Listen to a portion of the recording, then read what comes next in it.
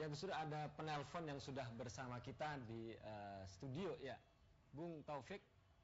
Untuk sudah ada dua pendengar, kita sapa dulu Ibu Asmaniah di Bogor. Silakan Bu Asmaniah. Ya, terima kasih. Saya mau tanya kepada pendeta yang ada di GKI itu, Pak. Ya, silakan Bu. Ya, saya sampai dengan umur 34 saya masih berKTP Islam. Ya. Kemudian Tuhan panggil saya, dari 7 tahun setelah saya menikah, baru Tuhan panggil saya untuk saya mempercayai Tuhan Yesus begitu. Nah, pada waktu saya menikah, saya waktu itu masih belum BS ya, pada tahun 87 masih boleh hanya menikah dengan beda agama, berdasarkan sipil gitu, tanpa pemberkatan nikah, tanpa KUA begitu. Nah, kemudian saya menjadi seorang Kristen sampai saat ini. Nah, saya nggak ngerti dengan yang dikatakan sebagai kristenisasi, karena saya tuh nggak pernah merasa dikristenkan oleh mau suami, mau orang-orang, mau gereja sekalipun gitu. Saya merasa itu adalah panggilan Tuhan. Gitu. Jadi saya kadang-kadang suka risih dengan kata-kata kristenisasi, apalagi kalau ada yang bilang kalau dengan supermi pun cukup menjadi orang Kristen, karena saya merasa itu nggak ada sama sekali gitu loh. Iya. Oke, Bu Asmaniah, kita kasih kesempatan pendengar yang lain. Satu lagi untuk ya, silakan Bu, singkat Bu. Ya, Bapak, kalau misalnya ada gereja didirikan sudah tidaklah yang paling terpencil ya. Kemudian berjalannya waktu, gereja itu menjadi ramai.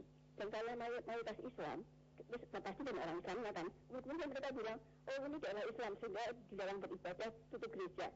Itu bagaimana Pak? Ya, jadi memang dalam kenyataan kita harus bisa terbuka menerima kenyataan perpindahan agama itu bisa berlangsung secara wajar dalam rangka relasi sosial yang wajar, dalam relasi individual personal yang wajar, orang bisa memutuskan untuk pindah agama. Dan ini juga adalah sebuah tindakan yang dijamin oleh Undang-Undang Dasar Negeri kita.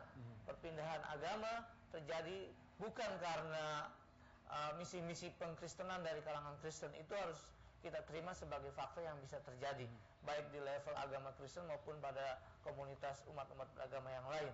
Perpindahan agama itu adalah hak asasi setiap individu. Tetapi yang akan menjadi masalah kalau perpindahan agama itu menjadi salah satu tujuan terprogram dari sebuah agama yang dilakukan dengan sistematis di lapangan. Ini yang kita soroti serius adalah yang kedua ini. Jadi maksudnya meskipun di situ ada perpindahan agama, tetapi itu berangkat dari hak asasi seseorang, bukan karena ajakan, bukan karena misi-misi tertentu. Begitu Anda ingin mengatakan gitu ya Pak Andi? Ya, tentu orang mau pindah agama masuk Kristen pasti karena sebelumnya dia sudah mendengar apa itu kekristenan dari orang Kristen. Nah, pada level interpersonal relationship, hubungan antar pribadi, kita tidak bisa menghambat orang untuk menceritakan keyakinannya kepada orang lain, dari pihak Kristen maupun dari pihak yang non Kristen.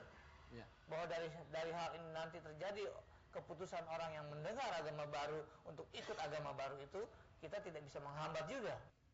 Dimanapun Anda berada, pemirsa, tetap bersama acara Kongko bareng Gus Dur.